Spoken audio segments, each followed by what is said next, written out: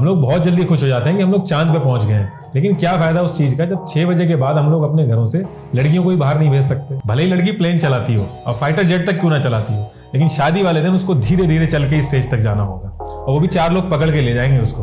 वहीं लड़का एकदम फ्री रहता है, उसको एक दिन का नकली राजा बना देंगे उस दिन। एक लड़की ने भले ही PhD कर रखी हो, लेकिन अगर उसे थोड़ी दूर जाना होगा तो उसके पीछे 5 साल का बच्चा लगा देंगे। हमारी सोसाइटी 5% दहेज पकड़ा के उसको दूसरे घर विदा कर देती है। बाकी के 95% पे राजा बेटा कुल का दीपक वो राज करता है। दुनिया की सबसे बड़ी डेमोक्रेसी की 48% पॉपुलेशन 6 बजे के बाद कर्फ्यू में चली जाती है।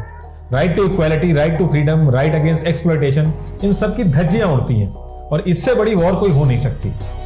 अगर मैं आपसे पूछूं कि एक फीमेल सबसे ज्यादा अनसेफ कहां रहती है, तो ज्यादातर लोगों को यही लगता है कि जब वो घर से बाहर होती हैं तो वो सबसे ज्यादा अनसेफ रहती है। उनको सबसे ज्यादा खतरा घर के बाहर रहता है। जब वो ट्रैवल कर रही होती है अनजान जगह या वो अनजान लोगों में होती हैं, तो उनको सबसे ज्यादा खतरा तभी होता है।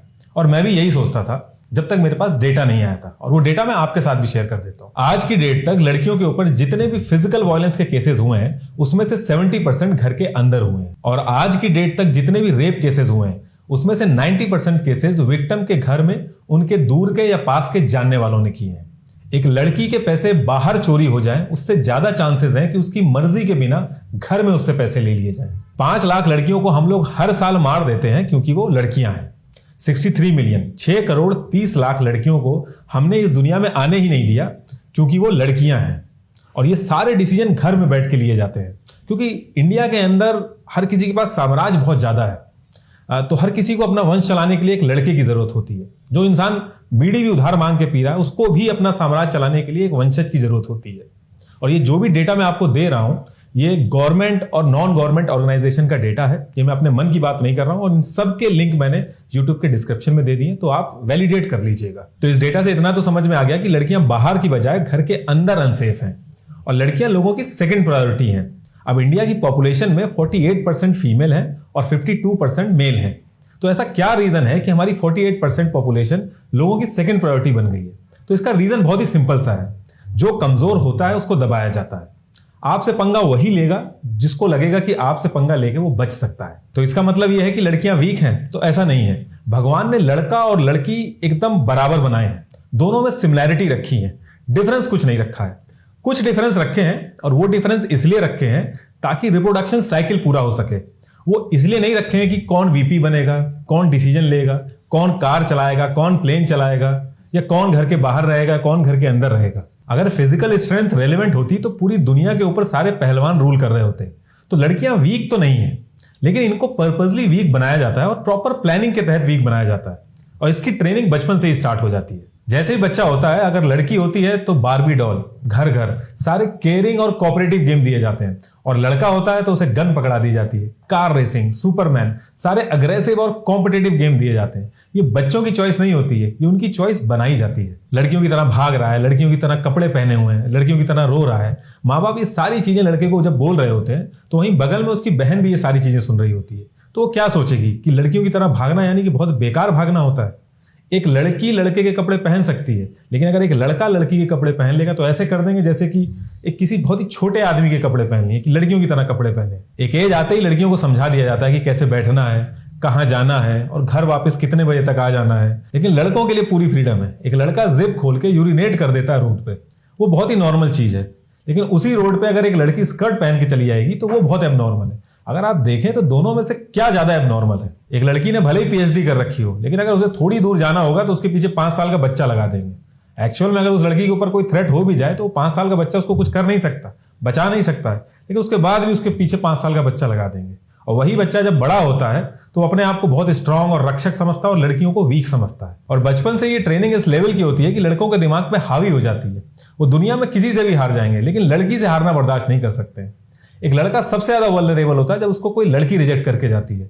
और कहीं ना कहीं ये अटैक जो होते हैं, जो रेप केसेस होते हैं, इनके भी पीछे कहीं ना कहीं यही साइकोलॉजी काम करती है। एक इंसान को सबसे ज्यादा जरूरत होती है पैसे की, किसी भी चीज के कंपैरेटिवली, लेकिन बैंकों में हर रोज चोरी नहीं होती है, क्योंकि सबको पता है कि वहां का सिस्टम बहुत ज्यादा स्ट्रांग है। अगर वो वहां पे चोरी करेंगे तो पकड़े जाएंगे, उनको फांसी नहीं होगी लेकिन वो पकड़े जाएंगे। लेकिन रेप केस आए दिन होते रहते हैं क्योंकि क्रिमिनल को ऐसा लगता है कि उसका विक्टिम बहुत वीक है और यहां पे अगर वो क्राइम करेगा तो बच के निकल सकता है। डोमेस्टिक वायलेंस के पीछे भी यही सेम साइकोलॉजी काम करती है। जितने भी सोशल इंस्टीट्यूट होते हैं वो मेक श्योर करते हैं कि शादी से पहले ही किसी ना किसी रस्मों रिवाज से ये चीज दिमाग में बैठ जाए कि लड़की लड़के से वीक होती है। और ये मैं सिर्फ एक रिलीजन की बात नहीं कर रहा हूं, आप कोई भी रिलीजन उठा के देखेंगे सब में है ये। भले ही लड़की प्लेन चलाती हो और फाइटर जेट तक क्यों ना चलाती हो, लेकिन शादी वाले दिन उसको धीरे धीरे चल के स्टेज तक जाना होगा और वो भी 4 लोग पकड़ के ले जाएंगे उसको। वहीं लड़का एकदम फ्री रहता है, उसको एक दिन का नकली राजा बना देंगे उस दिन, और उस एक दिन का नकली राजा बनने के लिए वो कई टाइम तक EMI जमा करता है। और इनके नाम भी बहुत सोच समझ के दिए जाते हैं, स्वामी, खामीन, शौहर, पति, हस्बैंड, करोड़पति यानी करोड़ों का मालिक, तो पहले से ही उसको मालिक बोल दे रहे हैं। तो इस छोटी छोटी चीजों से अनसेड कम्युनिकेशन में बताया जाता है कि कौन मालिक है और कौन नौकर है। हमारी सोसाइटी मेक श्योर करती है कि लड़कियों के हाथ में कुछ हो ही नहीं। एक सिंपल सा लॉजिक है कि एक इंसान के 2 बच्चे हैं, जो भी उसकी प्रॉपर्टी है वो दोनों में हाफ हाफ होनी चाहिए। हमारा कॉन्स्टिट्यूशन तो यही कहता है, लेकिन हमारी सोसाइटी नहीं कहती है। हमारी सोसाइटी 5% दहेज पकड़ा के उसको दूसरे घर विदा कर देती है। बाकी के 95% पे राजा बेटा, कुल का दीपक, वो राज करता है। और वो 5% भी कहने के लिए उस लड़की का होता है। अगर वो उस पैसे से कोई ट्रैवल करना चाहे या कोई कोर्स करना चाहे या कोई कार खरीदना चाहे तो कर नहीं सकती है। वो एक्चुअल में पैसा तो उसी का है, लेकिन उस पैसे का करना क्या है वो हम बताएंगे। और रही बात एजुकेशन की, तो पहली चीज तो अगर माँ बाप के पास एक को पढ़ाने का पैसा है तो वो लड़के को ही पढ़ाएंगे, भले ही लड़की कितनी भी टैलेंटेड हो। और इन केस लड़की को पढ़ा भी दिया तो उनको भ्रम हो जाता है कि हमने तो लड़की की एजुकेशन करा दी है, वो कहीं भी मात नहीं खाएगी। और जब उसके हाथ में ही कुछ नहीं है तो चाहे आप कितनी भी एजुकेशन करा लीजिए वो तो मात ही खाएगी। मायके में उन्हें पराये घर जाना है और ससुराल में तो वो पराये घर से आई है, तो उनका एक्चुअल घर कौन सा होता है ये तो आज भी एक रहस्य है। और आप घर के बाहर अगर नेम प्लेट भी देखेंगे तो कभी भी घर की बहुओं का नाम नहीं लिखा होता, ताकि उनको पता रहे जब वो घर के अंदर आए तो ये घर किसका है। और गलती से अगर लड़की अपने पैसों से घर खरीद ले या माँ बाप के लिए कुछ कर दे तो उसका क्रेडिट भी लड़कों को दे देते हैं कि भैया हमें तो लड़की नहीं, हमें तो भगवान ने लड़का दिया है, उसका क्रेडिट भी उसको नहीं मिलता। 3 में से 1 औरत डोमेस्टिक वायलेंस का शिकार होती है। और अगर आप नोटिस करेंगे तो दुनिया में कोई भी वायलेंस करता है तो सिर्फ और सिर्फ कंट्रोल पाने के लिए करता है। और सेम यही चीज यहां भी होती है। फाइनेंशियली तो उनको वीक कर दिया जाता है और उन पर कंट्रोल पाने के लिए उन पर वायलेंस होता है। अब ये वायलेंस अलग अलग तरीके से होते हैं, हर घर घर के हिसाब से अलग होता है। कहीं पे फिजिकल वायलेंस होता है, कहीं पे फाइनेंशियल वायलेंस होता है, कहीं पे मेंटली हरास किया जाता है, तो हर घर के हिसाब से अलग होता है।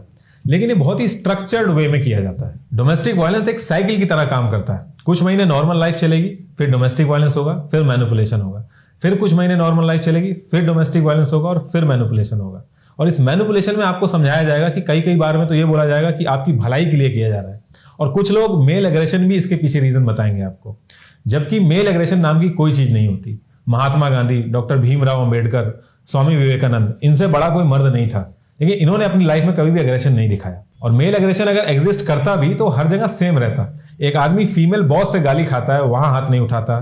फीमेल कलीग्स होती हैं, उन पे हाथ नहीं उठाता। रास्ते में इतनी फीमेल मिलेंगी, उनसे कभी हाथ नहीं उठाएगा। घर के अंदर भी चाची, ताई, बुआ सब लोग होंगी, सबको छोड़ के उसे अपनी टेरिटरी बहुत अच्छे से पता होती है, वो उसी के ऊपर हाथ उठाता है। उसको पता है कि उसकी हैसियत कहां तक सीमित है। और जब भी आपके सामने डोमेस्टिक वायलेंस का केस आएगा तो आप एक चीज नोटिस करिएगा, जो आदमी अपनी लाइफ में सबसे ज्यादा अनसक्सेसफुल होता है वही लड़की पे हाथ उठाता है। हमारे कॉन्स्टिट्यूशन के हिसाब से कोई भी आदमी किसी के ऊपर हाथ नहीं उठा सकता, चाहे कोई सी भी सिचुएशन हो, लेकिन 3 में से 1 औरत के ऊपर हाथ उठता है। इसका मतलब कि 33% मर्द हमारे कॉन्स्टिट्यूशन के हिसाब से क्रिमिनल हैं, और वो सिर्फ और सिर्फ इसलिए बचे हुए हैं क्योंकि उनकी किसी ने कंप्लेन नहीं की है। आप कोई भी डेवलप्ड कंट्री का एग्जांपल उठा के देख लीजिए, उसमें लड़के और लड़कियां दोनों का पार्टिसिपेशन बराबर का होता है। कोई भी कंट्री अपनी 48% पॉपुलेशन को इनकेपेबल बना के आगे नहीं बढ़ सकती है। सेम यही चीज घरों में होती है। वो घर ज्यादा आगे बढ़ता है जिसमें मेल और फीमेल दोनों केपेबल होते हैं। जब हम लोग गुलाम थे तो ब्रिटिशर्स हम लोगों को जहर खिला खिला के नहीं मार रहे थे, वो लोग भी यही कर रहे थे, हमें इक्वल नहीं समझ रहे थे, हमारे अधिकार छीन रहे थे, हमारा एक्सप्लॉयटेशन कर रहे थे। और इस चीज के लिए हमने कितनी बड़ी बड़ी लड़ाइयां लड़ी। और जब वो आजादी हमें मिली तो हमने अपनी 48% पॉपुलेशन के साथ भी वही किया जो हमारे साथ होता आया था। हमारे कॉन्स्टिट्यूशन के हिसाब से एक मर्द और एक औरत बराबर है, लेकिन हमारी सोसाइटी के हिसाब से नहीं है।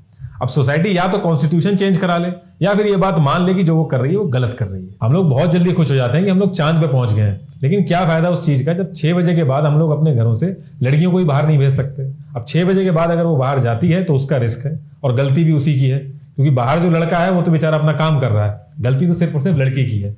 भरी बस में एक सिर्फ कंधा टच होने से अगर जिसको मजा आ जाए वो इंसान है क्या? दुनिया की सबसे बड़ी डेमोक्रेसी की 48% पॉपुलेशन 6 बजे के बाद कर्फ्यू में चली जाती है।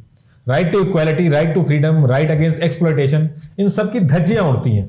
और इससे बड़ी वॉर कोई हो नहीं सकती। पूरी दुनिया में करे जाने वाले कामों में एक फीमेल मेल के कंपैरेटिवली दुगना काम करती है। उसके बाद भी 99% जजेस मेल हैं, 90% सैलरी लड़के उठाते हैं, पार्लियामेंट में 80% सीटों पे मेल बैठे हैं, पूरी दुनिया में 80% प्रॉपर्टी पे लड़के ओनर हैं। ये सारी चीजें सुनने के बाद आपको लग रहा होगा कि इन सब चीजों के पीछे लड़के जिम्मेदार हैं, तो ऐसा नहीं है। ये जितनी भी चीजें हमने डिस्कस करी हैं, ये एक सोसाइटी की सोच है, उसके अगेंस्ट में डिस्कस करी है। इस सोच को मानने वाले लड़के भी हैं और लड़कियां भी हैं, और इस सोच के अगेंस्ट में लड़ने वाले लड़के भी हैं और लड़कियां भी हैं। और रही बात फेक फेमिनिज्म और जो लड़कों का एक्सप्लॉयटेशन होता है, उसकी भी एग्जिस्टेंस है। अगर आप बोलेंगे तो उस पर भी डिस्कस कर लेंगे। लेकिन आज जो हम ये सब चीजें डिस्कस कर रहे हैं, ये वुमेन राइट के इशू नहीं है, ये ह्यूमन राइट के इशू है।